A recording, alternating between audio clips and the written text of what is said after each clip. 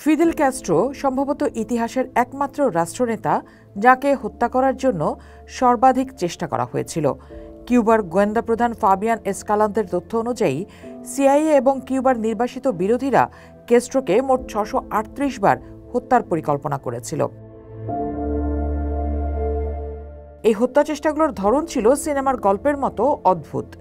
এর মধ্যে ছিল বিস্ফোরক চুরট, বিষমাখা ডাইভিং স্যুট, জুতোর মধ্যে রাসায়নিক পদার্থ যা দাড়ি ঝরে যাওয়ার কারণ হতে পারে, এবং বিষাক্ত পিল যা প্রেমিকার মাধ্যমে খাওয়ানোর চেষ্টা করা হয়েছিল। তবে নিজের নিরাপত্তা ব্যবস্থা এবং ভাগ্যের জোরে তিনি প্রতিবারই বেঁচে যান। ক্যাস্ট্রো একবার কৌতুক করে বলেছিলেন, অলিম্পিকে যদি হত্যা চেষ্টা থেকে বেঁচে যাওয়ার কোনো ইভেন্ট থাকতো তবে আমি স্বর্ণপদক জিততাম। এই ক্যাস্ট্রোর বিপ্লবী জীবনের সূচনা হয় 1953 সালের মনকাদা ব্যারাকে হামলার মধ্য দিয়ে, যা ব্যর্থ হলেও তাকে জাতীয় পরিচিতি এনে দেয়। মেক্সিকোতে নির্বাসিত থাকার সময় তিনি চে গুয়েভারার সাথে মিলে 1956 সালে গ্রানামা ইয়াতে করে কিউবায় ফিরে আসেন এবং সিয়েরা মায়েস্ট্রা পাহাড়ে গেরিলা যুদ্ধ শুরু করেন। 1959 সালের 1 জানুয়ারি স্বৈরশাসক ফুলহেন্সিও বাতিস্তাকে উৎখাত করে তিনি কিউবার ক্ষমতা দখল করেন। তার নেতৃত্বে কিউবা পশ্চিম গোলার্ধের প্রথম কমিউনিস্ট রাষ্ট্রে পরিণত হয়। স্নায়ুযুদ্ধের সময় 1961 সালের বে অফ পিগস আক্রমণ প্রতিহত করা এবং 1962 সালের কিউবান মিসাইল ক্রাইসিসে তার ভূমিকা তাকে বিশ্বমঞ্চে যুক্তরাষ্ট্রের প্রধান প্রতিপক্ষে পরিণত করে। কিউবায় তিনি শিক্ষা ও স্বাস্থ্য খাতে বাক স্বাধীনতা হরণ ও মানবাধিকার লঙ্ঘনের জন্য তিনি সমালোচিত ছিলেন।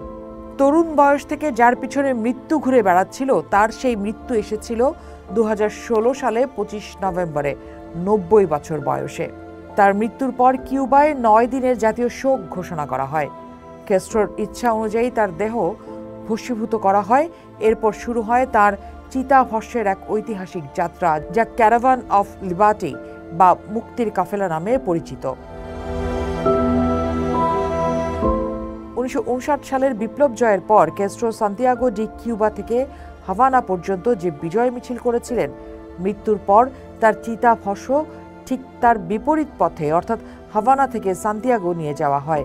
29 নভেম্বর থেকে 3 ডিসেম্বর পর্যন্ত 4 দিন ধরে এই শোকযাত্রা প্রায় 900 কিলোমিটার পথ পাড়ি দেয়। কিউবার লাখ লাখ মানুষ রাস্তার দুপাশে দাঁড়িয়ে তাদের নেতাকে শেষ বিদায় জানায়। অবশেষে 4 December Santiago de কিউবার Santa Iphigenia সিমেট্রিতে কিউবার জাতীয় বীর হোসে মার্টির সমাধির পাশে অনাড়ম্বর অনুষ্ঠানের মাধ্যমে তার চিতাভস্ম সমাহিত করা হয়। এই উল্টো পথের যাত্রাটি ছিল একটি বৃত্ত সম্পন্ন করার প্রতীক। বিপ্লবীর শেষ বিশ্রাম হয়েছে ঠিকই, কিন্তু বিপ্লব ছড়িয়েছে পৃথিবীর নানা দেশে। পোস্ট দেখুন, ভাবুন, করুন, পোস্টের সাথেই থাকুন।